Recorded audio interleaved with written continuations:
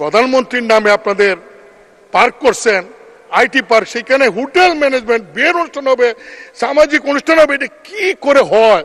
দোয়েলের বাক্স খুললে যদি চাইনিজ কম্পিউটার পাওয়া যায় এবং সেই কারণে বন্ধ করতে হয়, তাহলে এটা কি অপচয় না দুর্নীতি? তারপরে ব্যবস্থাটা কে নিলেন পার্লামেন্ট জানতে চায়। প্রধানমন্ত্রীর নামে আপনাদের পার্ক করছেন, আইটি পার্ক, সেখানে হোটেল ম্যানেজমেন্ট, বিয়ের অনুষ্ঠান হবে, সামাজিক অনুষ্ঠান হবে, এটা কি করে হয়? আবার ব্যবস্থাপনা আপনারা করলে সমস্যাটা কোথায়? একটা থার্ড পার্টিকে দিচ্ছেন, যারা এটি ইনকাম করে 18% আপনারা পাবেন আর বাকিরা তারা পাবে। এই জিনিসটা আমি তো মনে করি সত্যি হয়ে থাকে, তাহলে মাননীয় প্রধানমন্ত্রীর নামটা ব্যবহার করে আপনারা অপমান করেছেন।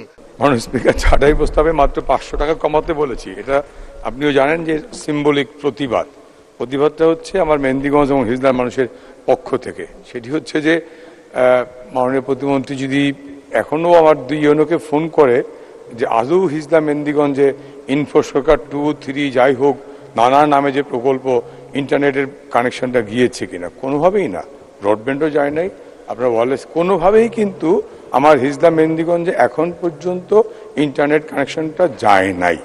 অর্থ বরাদ্দ দিচ্ছেন, 1000 কোটি টাকা নিচ্ছেন, কাজ করছি, শেখ রাসেল ডিজিটাল ল্যাব হচ্ছে, কাজ যে হচ্ছে না তা না, কিন্তু দোয়েলের বাক্স খুললে যদি চাইনিজ কম্পিউটার পাওয়া যায় এবং সেই কারণে বন্ধ করতে হয়, তাহলে এটা কি অপচয় না দুর্নীতি? তারপরে ব্যবস্থাটা কে নিলেন পার্লামেন্ট জানতে চায়। দোয়েলের বাক্স খোলার পরে নাম বললে আপনি দোয়েল মন জয় করলেন, আমরা তালি দিলাম, খুশি। আপনি গিয়ে খুললেন মাননীয় মন্ত্রী, দেখলেন চাইনিজ পচা মাল, বন্ধ করে দিলেন। শেখ রাসেল ডিজিটাল নামে যে কম্পিউটারগুলো দিয়েছেন আদৌ কি কাজ হচ্ছে না জং পড়ে গেছে? জিজ্ঞেস করেন 350 এমপিকে। আপনিও যান মাননীয় স্পিকার, আপনার কনস্টিটুয়েন্সিতে খোঁজ নেন। ডাক বিভাগের আধুনিকায়নের নামে পত্রিকায় আপনিও পড়েছেন, আমিও পড়েছি, দুর্নীতির প্রমাণ মিলেছে ডাক বিভাগের ডিজি ছুটিতে। ব্যবস্থা কি? কথাটা হচ্ছে যে এই বিষয়গুলো যদি অ্যাড্রেস করতে না পারি, মাননীয় প্রধানমন্ত্রী সারাদিন দুর্নীতির বিরুদ্ধে জিরো টলারেন্স ঘোষণা করছেন, আমরা দেখছি। বললাম দোয়েলের বিরুদ্ধে, দোয়েলের বাক্স খোলে চাইনিজ কম দামে কম্পিউটার পেলেন, তাদের বিরুদ্ধে কি ব্যবস্থা নেওয়া হলো আমরা কি জানি? 2 মিনিট। ডাক বিভাগের হাজার একর সম্পত্তি রয়ে গেছে, প্রত্যেকটা উপজেলায় কিন্তু গুরুত্বপূর্ণ জায়গায় ডাক বিভাগের এবং TNT telephone office, post office স্থাপনা আছে, ভবন আছে, জমি আছে। এগুলো কি ওই রেলের মতো, পাটকলের মতো ব্যাহত হয়ে যাবে? গত 10 বছরে 15 বছরে যখন এই মোবাইল যুগের আমরা ঢুকে গেলাম, তখন ল্যান্ড ফোনের যুগ আর নেই, বা ডাক বিভাগের মাধ্যমে চিঠিপত্রে লেনদেনও কমে গেছে। সেই জমিগুলোর অবস্থা কি? টিএনটি এবং পোস্ট অফিসের জমিগুলো যেন রেলের মতো অথবা পাটকলের মতো ওই বেহাত না হয়ে যায়, সেগুলোকে যত্নআত্তি করে রাখা অথবা একটা সরকারি নিয়ন্ত্রণে নিয়ে আসা। আমি আমার কনস্টিটুয়েন্সিতে মাননীয় স্পিকার, আপনিও দেখবেন হিজলা মেহেন্দিগঞ্জে পোস্ট অফিসের জায়গাগুলো একেবারে যে যার মতো দখল করে নিচ্ছে। টিএনটি অফিসের জায়গাগুলো, সেই টাওয়ার বলেন বা বিল্ডিং বলেন, একেবারে অযত্ন অবহেলায়, গরুও নাই, ছাগলও নাই, মানুষ তো নাই। আদৌ কি পোস্ট অফিসে পোস্ট মাস্টার আছেন? টিএনটি অফিসে কোনো অপারেটর আছেন?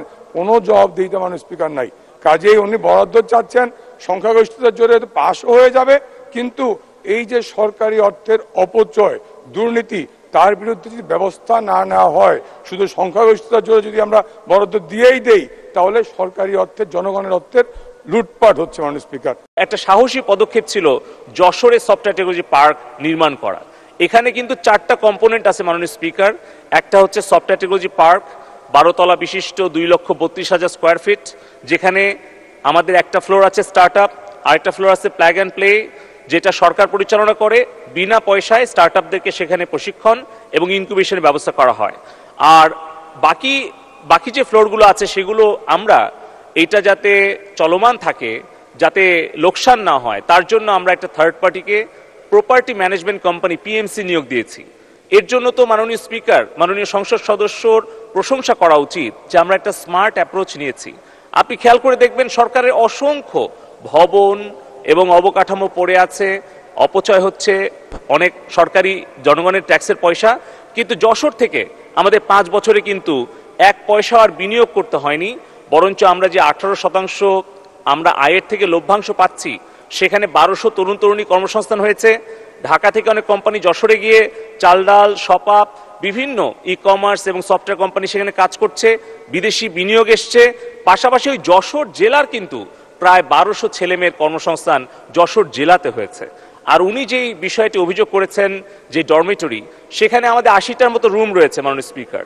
ওই সময়ে আমরা সিদ্ধান্ত গ্রহণ করেছিলাম যাতে ঢাকা বা বিদেশ থেকে কোনো ক্লায়েন্ট গেলে যাতে সেখানে থাকতে পারে, কিন্তু বাস্তবতা দেখা গেল 2 বছর পরে যে আসলে 80টা রুম অনেক সময় কাজে লাগে না।